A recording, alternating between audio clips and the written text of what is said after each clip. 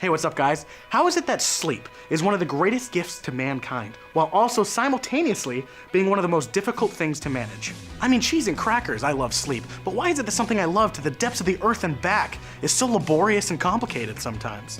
There are nights where after hours of painstaking psychological effort, I just want to hurl my pre-corpse out the second-story window of my apartment and aim cranium first for the porch railing in hopes that I knock myself unconscious for a few hours. I mean, even in that situation, worst case scenario still sounds pretty good.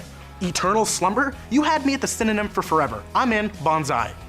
I guess I just don't understand why at certain points in my life it's difficult to fall asleep. I mean, I understand having trouble sleeping after a breakup, or after the death of a family member, or even after eating the flatulence-inducing oral pleasures that fast food has to offer. But there are so many other situations and deliberations in life that can cause sleep difficulty that are just completely unwarranted. Trying to figure out whether or not in the morning I want bananas or blueberries in my cereal is not a valid excuse to lose sleep. Teeter-tottering on the appropriateness of when to use the word attainable or obtainable is not a valid excuse to lose sleep. Exploring the intergalactic dynamics and politics within the hypothetical Men in Black universe is not a valid excuse to lose sleep. Yet all three of those things prevented me from at least 15 minutes of sleep each in the past week alone. Isn't that bullshit? And why is it that when you have something important to do the next day, like going for surgery, drive 12 hours, or work a double shift, you know, the times where sleep is the most crucial thing that your body requires, that's when your brain bombards you with every single insecurity that you've ever had. Yes, I wish I had a higher GPA in high school. No, I didn't kill my childhood dog. Whatever happened to my roller skates? My ex-girlfriend must have stole my stereo. My dad always burns my waffles, and nipples aren't supposed to be this big. Now, even though these examples are specific to me, I assume you all know where I'm coming from with this, and that I'm not some obsessive compulsive nutwhack with bipolar-like insomnia. The problems with sleep go much deeper than any of the things I've talked about thus far. For instance, despite loving sleep, many of us procrastinate falling asleep because we have something that we're not looking forward to the next day, like a Monday or a work interview or a prostate exam. Remember as a kid having school the next day and pushing back sleep as long as possible because, you know, that. And in turn, you wake up 20 minutes past your alarm to your stepdad wielding a duct tape stack of phone books whose only job now is to get your ass to the curb so you can catch the school bus. Little does he know, every single day the urge to jump in front of the tire of that school bus gets stronger and stronger. Because the thought of your body skidding across the pavement, leaving a red line in front of the dickhead's house who's forcing you to go to that prison gives you more satisfaction than sleep ever could. I'm off topic.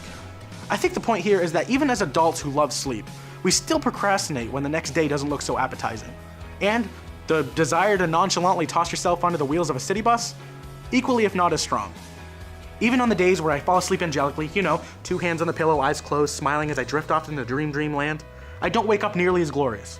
Somehow after falling asleep in such a peaceful manner, I've managed to wake up looking like I just got over a rough night of drinking gallons of solely Robitussin. Looking like I had just gotten a full body swirly in the toilet of an intestinally not so healthy giant. That's too many examples. I've always found it kind of interesting how weak I can be when I wake up sometimes. Especially when I just wake up in the middle of the night to go to the bathroom. Opening the door is a challenge. I can barely even effectively grip a milk jug. If I was ever to be robbed at 6 a.m. by a little person armed to the teeth with silly putty, and I had a golf club and a baseball bat at my disposal, I still don't think I could knock that little homeboy off balance.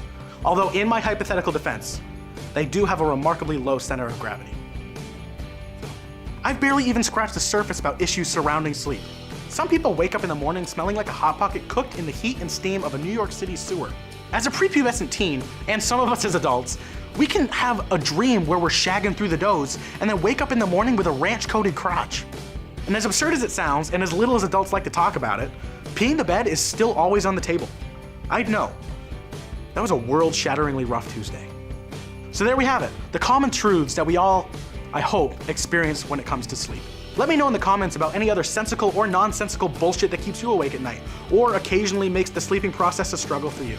If you think I missed an important aspect of this subject, then let me know in the comments as well with full intention of humiliating me. I'm not gonna lose sleep over it, although, yeah, I totally will. Hey, like, share, and subscribe. And while you're at it, why don't you check out our new podcast, The Boondock Perspective, airing every Friday on YouTube and SoundCloud. Stay tuned to watch another video. Deuces. Hey, what's up, guys? Can insects see smog? How are things, huh? I'm not interested. This is really falling apart fast.